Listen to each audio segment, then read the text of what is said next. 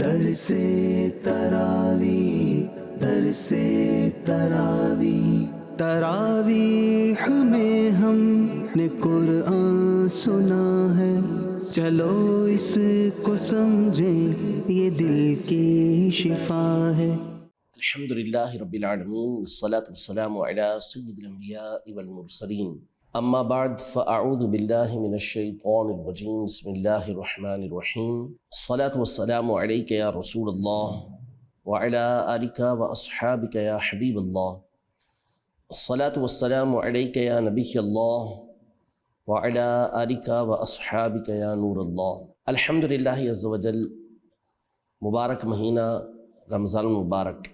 جس کا قرآن مجید فرقان حمید سے ایک خاص تعلق ہے۔ اس مبارک مہینے میں قرآن مجید فرقان حمید کی تفسیر سننے کا بھی ہمیں موقع مل رہا ہے، سعادت حاصل ہو رہی ہے۔ درس تراویح ہمارا جاری ہے۔ آج انشاءاللہ 25ویں پارے کی کچھ آیات پر گفتگو کریں گے، ان کی تفسیر کو سننے کی ہم سعادت حاصل کریں گے۔ توجہ کے ساتھ سماعت فرمائیے گا، اللہ نے چاہا تو علم کی کچھ باتیں ضرور حاصل ہوں گی۔ اللہ پاک نے 25ویں پارے کی ابتدا میں انسان کا اور بالخصوص یہاں کافر کے حوالے سے ایک خاص بات ذکر کی ہے، اور قرآن پاک میں اس کے علاوہ کئی اور مقامات پر بھی اس بات کو اللہ پاک نے ارشاد فرمایا ہے کہ وَإِذَا أَنْعَمْنَا عَلَى الْإِنسَانِ أَعْرَضَ وَنَأَىٰ بِجَانِبِهِ وَإِذَا مَسَّهُ الشَّرُّ فَذُو دُعَاءٍ عَرِيضٍ، یعنی جب ہم آدمی پر احسان کرتے ہیں تو منہ پھیر لیتا ہے اور اپنی طرف دور ہٹ جاتا ہے، اور جب اسے تکلیف پہنچتی ہے تو لمبی چوڑی دعائیں مانگنے والا بن جاتا ہے۔ اس آیت مبارکہ میں بالخصوص کافر کی ایک حالت کو بیان کیا گیا ہے کہ جب اس پر اللہ تعالیٰ کی نعمتیں ہوتی ہیں تو اس وقت وہ اللہ پاک کو بھول جاتا ہے، اس کی نعمتوں کو بھول جاتا ہے، اور جب اس پر آزمائش آتی ہے، پریشانی آتی ہے، جیسے کافروں کا ذکر قرآن پاک میں کئی مقامات پر اس طرح ذکر کیا کہ جب وہ سمندری سفر کر رہے ہیں اور وہاں پھنس گئے تو اب وہاں اللہ تبارک و تعالیٰ کی بارگاہ میں گریہ وزاری کرنا شروع کر دیتے ہیں، اسی کو پکارتے ہیں، اسی سے مدد مانگنا شروع کر دیتے ہیں اور اپنے باطل معبودوں کو بھول جاتے ہیں۔ تو جب پریشانی کے اندر آتے ہیں، جب آزمائش میں آتے ہیں تو اللہ تبارک و تعالیٰ کو پکارتے ہیں، لیکن ظاہر ہے کہ ان کا پکارنا ایک معبود برحق کو معبود برحق مانتے ہوئے کہ صرف وہی معبود ہے، اس طرح نہیں ہوتا تھا، بلکہ ساتھ ہی ساتھ وہ بتوں کو بھی اپنا کارساز سمجھتے تھے، بتوں کو بھی پکارا کرتے تھے، تو وہ شرک کا معاملہ تھا ان کا۔ تو ان کا یہ معاملہ ہوتا تھا کہ اللہ تبارک و تعالیٰ کو جب خوشی کا عالم ہے، نعمتوں کا عالم ہے، اس وقت تک تو یاد نہیں رکھتے تھے، پریشانیوں کے اندر، آزمائشوں کے اندر اللہ تبارک و تعالیٰ کی طرف بھی رجوع کرتے تھے۔ میں آگے گفتگو کرنے سے قبل جو ہمارے الفاظ ہیں اس کو اور واضح کر دوں۔ اس کی خاص وجہ یہ ہے کہ ہمارا دور جس طرح کا دور ہے تو بعض لوگ پھر اس کے معنی دوسرا بیان کرنا شروع کر دیتے ہیں کہ اللہ تبارک و تعالیٰ کی بارگاہ میں رجوع کرنے کا معنی وہ یہ سمجھتے ہیں کہ اولیاء اللہ، اللہ کے انبیاء کو بتوں کے برابر قرار دے دینا اور ان سے مدد مانگنے کو ناجائز و حرام بلکہ شرک تک قرار دے دینا، اس کا یہاں کوئی تعلق نہیں ہے۔ اس میں زمین و آسمان کا فرق ہے کہ وہ لوگ بتوں کی عبادت کرتے تھے، بتوں کو اپنا معبود مانتے تھے، اور بت یہ کوئی اللہ کے پسندیدہ بندے نہیں ہوتے تھے۔ یہاں اولیاء اللہ جو ہیں یہ وہ ہستیاں ہیں کہ جن کو کوئی بھی مسلمان اللہ کے برابر نہیں سمجھتا، کوئی ان کو معبود نہیں سمجھتا، کوئی ان کی عبادت نہیں کرتا، ان کو صرف اور صرف اللہ کا نیک اور پیارا بندہ سمجھتا ہے، جنہوں نے اللہ کی بارگاہ میں اطاعت و فرما برداری کے ذریعے اپنا مقام اور مرتبہ بنایا۔ اب ان کو اللہ کی بارگاہ میں وسیلہ سمجھا جاتا ہے، اللہ کی بارگاہ میں ان کو ایک واسطہ سمجھا جاتا ہے، جس پر الگ سے قرآن مجید فرقان حمید میں دلائل موجود ہیں۔ یہ وضاحت کرنا کچھ ضروری تھا، اس لیے میں نے اس مقام پہ ذکر کر دیا۔ بہرحال کافر کی اس صفت سے ہمارے لیے ایک عبرت ہے، ہمارے لیے ایک سبق ہے کہ اللہ تبارک و تعالیٰ کے جب انعامات ہوں تو اس وقت اللہ پاک کو بھولنا نہیں چاہیے، کیونکہ اللہ تبارک و تعالیٰ کا آزمانا کہ وہ بندے کا امتحان لیتا ہے، یہ دو طرح سے ہوتا ہے۔ ایک یہ ہوتا ہے کہ نعمت دے کر آزماتا ہے، اور بعض اوقات نعمت لے کر آزماتا ہے۔ تو یہ جو نعمت دے کر آزمانا ہے، یہ زیادہ بندے کے لیے ایک خطرے کی علامت ہوتی ہے کہ بندہ اس آزمائش میں پورا اترتا ہے یا نہیں اترتا، کیونکہ جب کوئی نعمت لے لی جاتی ہے تو بندہ گریہ وزاری کرتا ہے، اللہ تبارک و تعالیٰ کی بارگاہ میں حاضر ہوتا ہے، معافیاں مانگتا ہے اور اللہ سے لو لگاتا ہے اور اپنے گناہوں سے توبہ کرتا ہے، اپنی خطاؤں کے اوپر شرمندہ اور نادم ہوتا ہے، یہ ہوتا ہے۔ لیکن اگر کوئی شخص گناہوں کے اندر مبتلا ہو، اللہ کی نافرمانی کے اندر مبتلا ہو، اور پھر اس کے اوپر نعمتیں ہو رہی ہوں، تو وہ بندہ اپنے آپ کو بہتر سمجھنے لگتا ہے کہ میں کوئی اچھے کام کر رہا ہوں، میں اللہ کی بارگاہ میں کوئی مقرب ہوں، جبھی مجھ پر اتنے انعامات ہو رہے ہیں، اور توبہ کی طرف ایسا بندہ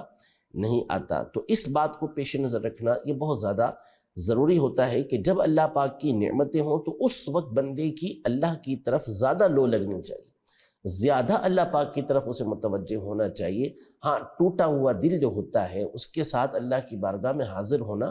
یہ اپنی جگہ پر ایک مقبول ہے، لیکن بندہ ہمیشہ اپنے دل کے اندر حزن محسوس کرے، غم محسوس کرے، اور وہ غم آخرت کا ہو، وہ اللہ تبارک و تعالی سے جو ملاقات میں اتنا عرصہ باقی ہے اس چیز کا غم ہو، اس کے ساتھ اللہ کی بارگاہ کے اندر وہ حاضر ہوتا رہے، یہ اللہ تبارک و تعالیٰ کو پسند ہے۔ قرآن مجید فرقان حمید میں اللہ پاک نے سورہ ابراہیم میں خاص اس بات کی طرف ہی ہماری توجہ دلائی کہ لَإِن شَكَرْتُمْ لَأَزِيدَنَّكُمْ، کہ اگر تم شکر کرو گے تو میں تمہیں مزید دوں گا۔ یعنی تمہیں نعمت میری مزید دینے کا معنی کیا ہوتا ہے؟ نعمت میری، نعمت میں اضافہ ہوا، تو نعمت ملی تو اب تم شکر کرو، اللہ پاک کی بارگاہ میں عاجزی کا اظہار کرو، اللہ تبارک و تعالیٰ سے اللہ تعالیٰ کا شکر ادا کرو، اس کی حمد کرو، تاکہ تمہاری نعمت کے اندر اضافہ ہو۔ تو ہمیں چاہیے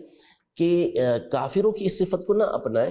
کہ جب اللہ پاک کی نعمتیں ہوں تو نافرمانیوں کے اندر مبتلا ہوں، اور اگر اللہ تبارک و تعالیٰ کوئی آزمائش کے اندر مبتلا کرے اب لمبی چوڑی دعائیں کرنے والے ہو جائیں، یا کبھی مایوس ہو جائیں، تو کبھی جو ہے وہ گریہ وزاری کرنے لگیں، ایسا نہ ہو، بلکہ ہمیشہ اللہ تبارک و تعالیٰ کی بارگاہ میں حاضر ہونے کا بندے کا ذہن رہے۔ سورہ شورى میں اللہ تبارک و تعالیٰ ارشاد فرماتا ہے تکاد السماوات یتفطرن من فوقہن والملائکۃ یسبحون بحمد ربہم ویستغفرون لمن فی الارض الا ان اللہ هو الغفور الرحیم۔ ترجمہ، قریب ہے کہ آسمان اپنے اوپر سے پھٹ جائیں اور فرشتے اپنے رب کی حمد کے ساتھ تسبیح کرتے ہیں اور زمین والوں کے لیے معافی مانگتے ہیں، سن لو بے شک اللہ ہی بخشنے والا مہربان ہے۔ یعنی اللہ تعالیٰ کی عظمت، اس کی ہیبت اور اس کی بلند شان کا یہ عالم ہے کہ اس کی کبریائی کی ہیبت سے آسمان جیسی عظیم مخلوق بھی اوپر سے پھٹنے کے قریب ہو جاتی۔ اللہ کے فرشتے اپنے رب کی حمد بھی کر رہے ہیں، اللہ پاک کی پاکی بھی بیان کرتے ہیں، اور ہر اس چیز سے کہ جو اللہ کے لائق نہیں اس کی تسبیح بیان کرتے ہیں، یعنی وہ پاک ہے اس بات کو بیان کرتے ہیں، ساتھ میں وہ زمین والوں کے لیے مغفرت کی دعا بھی کرتے ہیں۔ اور اسی بات کو اللہ تبارک و تعالیٰ نے ان الفاظ کے ساتھ بیان فرمائے کہ وَيَسْتَغْفِرُونَ لِلَّذِينَ آمَنُوا، اور جو فرشتے ہیں جو عرش کے ارد گرد ہوتے ہیں، یعنی یہ جو زمین والوں کے لیے بخشش کی مغفرت کی دعا ہے اللہ کی بارگاہ میں، یہ اہل ایمان کے لیے فرشتے کر رہے ہوتے ہیں۔ تفسیر صراط الجنان میں یہ جو جملہ ہے وَيَسْتَغْفِرُونَ لِلَّذِينَ آمَنُوا وَيَسْتَغْفِرُونَ لِمَنْ فِي الْأَرْضِ، کہ یہ فرشتے اللہ کی بارگاہ میں استغفار کر رہے ہوتے ہیں۔ اس سے تین طرح کے مسئلے بیان کیے۔ نمبر ایک، فرشتوں کی شفاعت برحق ہے، وہ استغفار کر رہے ہیں اللہ کی بارگاہ میں ہمارے لیے، تو اس کا کیا مطلب ہوا؟ مطلب یہ ہوا کہ اللہ کی بارگاہ میں سفارش کر رہے ہیں کہ ہماری یعنی اہل زمین کی، بالخصوص اہل ایمان کی مغفرت فرما، خاص طور پہ جو امت محمدیہ ہے اس کے لیے ان کی دعائیں ہیں، تو ان کی شفاعت یہ برحق ہوئی۔ اور دوسری بات، فرشتوں کو اس شفاعت کا اذن مل چکا ہے، یعنی قیامت کے دن تو معاملہ الگ ہوگا، لیکن ابھی سے ان کو اذن دیا جا چکا ہے کہ وہ اللہ کی بارگاہ میں ہمارے لیے استغفار کر رہے ہیں کہ فرشتے وَيَفْعَلُونَ مَا يُؤْمَرُونَ، جس چیز کا انہیں حکم دیا جاتا ہے وہ وہی کرتے ہیں، اور جس چیز کا اللہ نے ان کو حکم دیا ہے اس کی نافرمانی یہ نہیں کرتے، یعنی ہمیشہ اللہ پاک ہی کے اذن سے یہ کچھ کام کرتے ہیں۔ تو اب یہ جو اہل ایمان کے لیے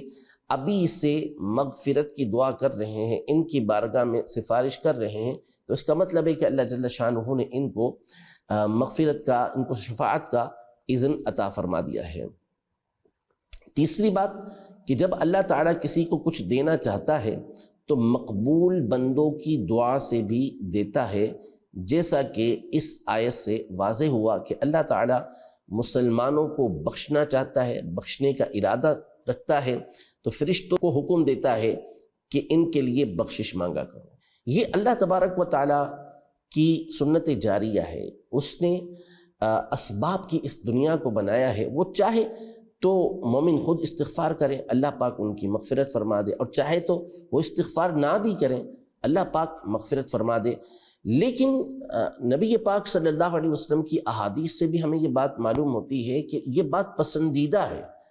کہ اللہ کے نیک بندے یہ اللہ کی بارگاہ میں دوسروں کی سفارش کریں۔ صحیح بخاری شریف میں کتاب الزکوٰۃ میں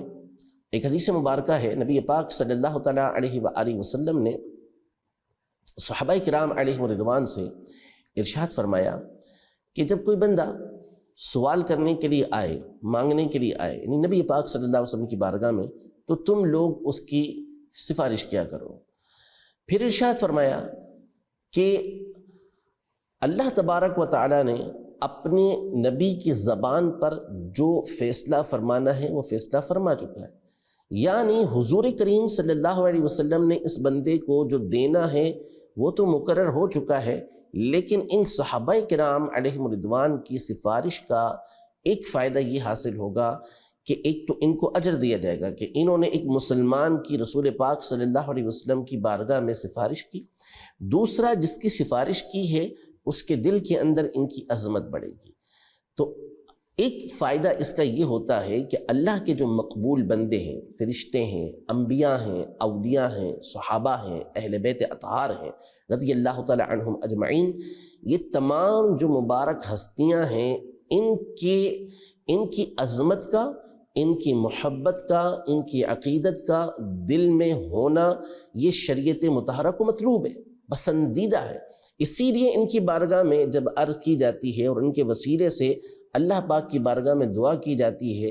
تو جب حاجت بر آتی ہے، دعا قبول ہو جاتی ہے، تو ان کی محبت ہمارے دلوں کے اندر بڑھتی ہے، اور یہ مطلوبہ ہے، جیسا کہ قرآن کی اس آیت اور صحیح بخاری شریف کی اس حدیث مبارکہ سے ثابت ہوا۔ اسی بارے میں سورۃ الشورى میں اللہ تبارک و تعالیٰ نے اہل بیت اطہار کی ایک عظیم خصوصیت کو بیان کیا، چنانچہ ارشاد فرمایا قُلْ لَا أَسْأَلُكُمْ عَلَيْهِ أَجْرًا إِلَّا الْمَوَدَّةَ فِي الْقُرْبَى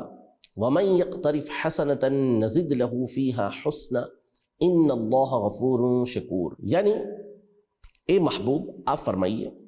میں اس پر تم سے کوئی معاوضہ طلب نہیں کرتا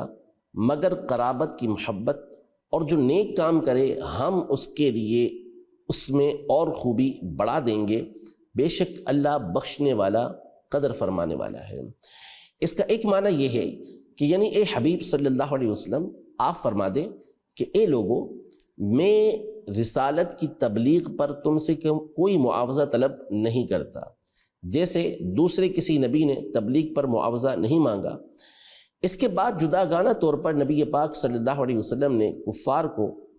آپ صلی اللہ علیہ وسلم پر ظلم و ستم سے باز رکھنے کے لیے فرمایا کہ تمہیں کم از کم میرے ساتھ اپنی قرابت داری یعنی رشتہ داری کا خیال کرنا چاہیے، یعنی چونکہ نبی کریم صلی اللہ علیہ وسلم قبیلہ قریش سے تعلق رکھتے تھے،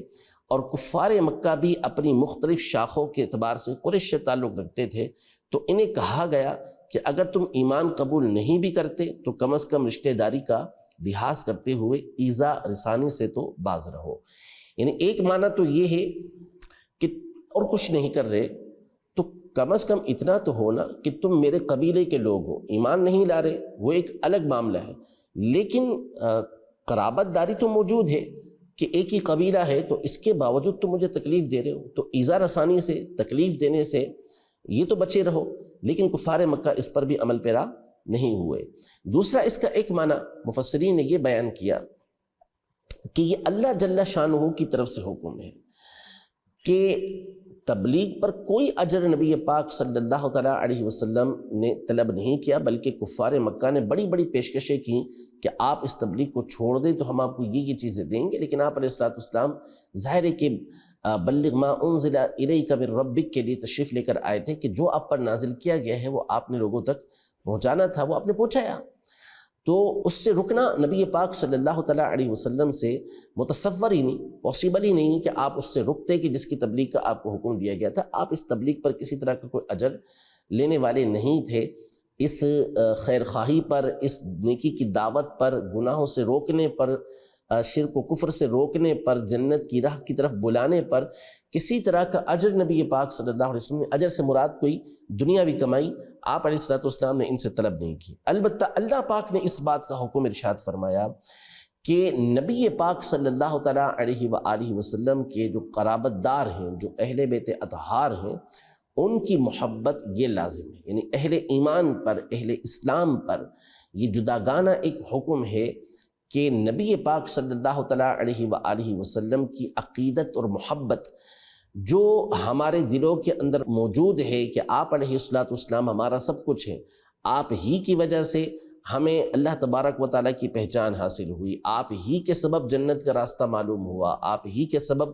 جہنم سے بچنے کا ذریعہ ہمیں معلوم ہوا، ہر طرح کی خوبی، ہر طرح کی خیر نبی پاک صلی اللہ تعالیٰ علیہ وآلہ وسلم کی ذات کی برکت سے ہی ہمیں حاصل ہوئی ہے۔ تو لہٰذا اب اس محبت کا تقاضا تو یہ ہے کہ ایک فطری اور طبعی محبت ہمارے دلوں میں حضور پاک صلی اللہ علیہ وسلم کی ہو، اور جب نبی پاک صلی اللہ تعالیٰ علیہ وسلم کی محبت ہمارے دلوں میں ہوگی تو اب لازم ہے کہ نبی پاک صلی اللہ علیہ وسلم کی اہل بیت اطہار کی محبت بھی ہمارے دلوں میں ہو۔ اسی بات کو جامع ترمذی کی حدیث مبارکہ میں ان الفاظ کے ساتھ بیان کیا کہ احب اللہ لما یغزوکم بہ من نعمہ، کہ اللہ تبارک و تعالیٰ سے محبت کرو اس لیے کہ وہ اپنی نعمتوں کے ذریعے تمہاری پرورش کرتا ہے۔ اللہ کی محبت کی وجہ سے مجھ سے محبت کرو، وَأَحِبُّ أَهْلَ بَيْتِي لِحُبِّي، اور میرے اہل بیت سے میری محبت کی وجہ سے محبت کرو۔ یعنی جو قرابت داری کا تعلق ہے، اولاد ہونے کا، گھر والا ہونے کا، ازواج مطہرات ہیں، نبی پاک صلی اللہ علیہ وسلم کی شہزادیاں ہیں، شہزادے ہیں، آپ کے نواسے ہیں، آپ کی نواسیاں ہیں، تو جن جن کو نبی پاک صلی اللہ علیہ وسلم کی قرابت داری حاصل ہے، خاص ان سے محبت اور عقیدت ہونی چاہیے۔ یہاں پر بھی اس دور کے اعتبار سے بالخصوص یہ تنبیہ ضروری ہے کہ اصل جو مرجع ہے، اصل جو قبلہ محبت ہے مخلوق میں، وہ نبی پاک صلی اللہ علیہ وسلم کی ذات گرامی ہے۔ لہذا جس طرح نبی پاک صلی اللہ علیہ وسلم کی محبت کی وجہ سے حضور پاک صلی اللہ علیہ وسلم کی آل، آپ کی ازواج، آپ کے اہل بیت اطہار، ان سے محبت لازم ہے، اسی طرح آپ کے صحابہ سے محبت لازم ہے، اس لیے کہ وہ نبی پاک صلی اللہ علیہ وسلم کے صحابہ ہیں، ان کو حضور پاک صلی اللہ علیہ وسلم کی صحبت حاصل ہوئی ہے۔ اللہ جل شانہ ہم سب کو نبی پاک صلی اللہ علیہ وسلم کی عقیدت اور محبت، اور یوں ہی آپ صلی اللہ علیہ وسلم کے آل و اصحاب کی محبت بھی ہمیں، ہماری نسلوں کو لمحہ بلمحہ بڑھتی ہوئی اللہ پاک نصیب فرمائے۔ اس کے بعد اللہ پاک سورۃ الشورى کی آیت نمبر 50 میں ارشاد فرماتا ہے، بہت توجہ کے ساتھ سننے والی باتیں ہیں۔ ارشاد فرمایا، للہ ملک السماوات والارض یخلق ما یشاء یہب لمن یشاء اناثا ویہب لمن یشاء الذکور او یزوجہم ذکرانا واناثا ویجعل من یشاء عقیما انہو علیم قدیر۔ ترجمہ، آسمانوں اور زمینوں کی بادشاہی اللہ ہی کے لیے ہے، اور وہ جو چاہے پیدا کرے، جسے چاہے بیٹیاں عطا فرمائے اور جسے چاہے بیٹے دے، یا انہیں بیٹے اور بیٹیاں دونوں ملا دے، اور جسے چاہے بانجھ کر دے، بے شک وہ علم والا، قدرت والا ہے۔ یعنی اللہ تبارک و تعالیٰ زمین و آسمان کا مالک ہے، ان کا خالق بھی ہے، ان کا مالک بھی ہے، چاہے زمین ہو آسمان ہو یا زمین و آسمان میں جو کچھ ہو سب کچھ اللہ تبارک و تعالیٰ کا۔ پھر فرمائے کہ یخلق ما یشاء، کہ جو چاہتا ہے پیدا فرماتا ہے، یعنی اس کی مرضی ہے، جس چیز کو چاہے پیدا فرمائے، وہی خالق ہے، وہی مالک ہے۔ تو یہ دو باتیں پہلی بہت غور طلب ہے کہ زمین و آسمان کی بادشاہی سلطنت یہ اللہ ہی کے لیے ہے، اور وہ جو چاہتا ہے پیدا فرماتا ہے۔ پھر اس کے بعد ارشاد فرمایا کہ یہب لمن یشاء اناثا ویہب لمن یشاء الذکور، کہ جس کو چاہتا ہے اللہ پاک بیٹیاں عطا فرماتا ہے، جس کو چاہتا ہے بیٹے عطا فرماتا ہے، یعنی وہ مالک ہے، وہ خالق ہے، اس کی مرضی ہے کہ وہ جس کو چاہے گا بیٹے دے گا، جس کو چاہے گا بیٹیاں دے گا۔ کسی دوسرے کو اس پر گفتگو کرنے کی، ایک کے دوسرے کے اوپر اعتراض کرنے کی کوئی گنجائش نہیں ہے، یعنی یہ انسان کے اختیار میں ہی نہیں ہے، کسی طرح بھی اس کے اختیار میں نہیں ہے کہ وہ اپنی مرضی سے بیٹا بنا لے یا اپنی مرضی سے بیٹی بنا لے۔ یہ اللہ تبارک و تعالیٰ کی طرف سے مقرر کردہ ہے، وہ خالق ہے، وہ اولاد دیتا ہے، چاہے بیٹا دے چاہے بیٹی دے۔ تو اس لیے یہ جو ہمارے معاشرے کے اندر بعض مقامات پر، بلکہ کثیر مقامات پر جہاں پر جہالت کا دور دورہ ہے، وہاں بیٹیوں کی پیدائش کو نحوست سمجھا جاتا ہے، اور بعض اوقات جو عورت ہوتی ہے بیٹی پیدا کرے تو اس کے اوپر طعن و تشنیع کی جاتی ہے، اس کو برا بھلا کہا جاتا ہے۔ یعنی یہ عقل کی پستی کی انتہا ہے کہ عورت کے اختیار میں کہاں سے آ گیا کہ وہ بیٹا یا بیٹی پیدا کرے گی۔ اللہ تبارک و تعالیٰ بیٹا یا بیٹی یہ دینے والی اس کی ذات ہے۔ ہاں وہ ایک الگ میٹر ہے کہ توسل، وسیلہ اور یہ چیزیں اپنی جگہ پر ہے، لیکن حقیقی خالق وہ تو اللہ پاک ہی ہے۔ وہ حکم دیتا ہے، صحیح حدیثوں کے اندر موجود ہے، بخاری مسلم کے حدیث پاک ہے کہ جب پیدائش کا وقت آتا ہے تو وہ فرشتہ باقاعدہ پوچھتا ہے اس کی تخلیق کرتے ہوئے کہ اس کو بیٹا بنانا ہے بیٹی بنانا ہے۔ اللہ پاک حکم ارشاد فرماتے ہیں کہ اس کو بیٹا بنانا یا بیٹی بنانا ہے۔ تو اس لیے کسی عورت کے اوپر بالخصوص طعن و تشنیع کرنا یہ بالکل ایک گھٹیا سوچ کی علامت ہے، سوچ کی جو پستی ہے اس کی انتہا ہے۔ عورت کے اختیار میں یہ چیز ہے بھی نہیں، اللہ تبارک و تعالیٰ جس کو چاہتا ہے بیٹی عطا فرماتا ہے۔ پھر بڑی خوبصورت بات یہاں ایک نقطہ ہے کہ اللہ پاک نے یہ ارشاد فرمایا کہ یہب لمن یشاء اناثا ویہب لمن یشاء الذکور۔ عربی بلاغت اپنی جگہ پر، یہاں جو جملہ ہے وہ یہ ہے کہ اللہ جس کو چاہتا ہے بیٹی عطا فرماتا ہے۔ پہلے اللہ پاک نے بیٹیوں کا ذکر کیا، پھر اس کے بعد بیٹوں کا ذکر کیا کہ جو چاہتا ہے پیدا فرماتا ہے، پھر فرمایا جس کو چاہے بیٹیاں عطا فرماتا ہے، جس کو چاہے بیٹے عطا فرماتا ہے۔ یعنی بیٹیوں کی اہمیت کتنی زیادہ ہے کہ اللہ پاک پہلے بیٹیوں کا ذکر کر رہا ہے، اس کے بعد بیٹوں کا ذکر فرما رہا ہے۔ یہ اللہ پاک کی رحمت ہے۔ امام جعفر صادق رحمۃ اللہ تعالی علیہ جو ہے وہ بڑی خوبصورت بات ارشاد فرماتے ہیں کہ بیٹے یہ اللہ کی نعمت ہے، اور جو نعمت ہوتی ہے اس پر سوال ہوتا ہے۔ ثم لتسألن یومئذ عن النعیم،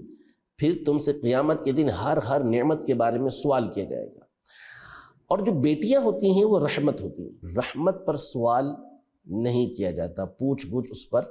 نہیں ہوتی۔ پھر ارشاد فرماتا ہے رب العزت جل وعلا کہ جس کو چاہتا ہے بیٹیاں دیتا ہے، جس کو چاہے بیٹے دیتا ہے، اور جس کے لیے چاہے اللہ پاک بیٹے بھی دیتا ہے اور بیٹیاں بھی دیتا ہے، اور اس کی مرضی ہے، چاہتا ہے تو بانجھ رکھتا ہے، کسی کو کچھ بھی نہیں دیتا۔ آخری جو جملہ ہے وہ بھی بڑا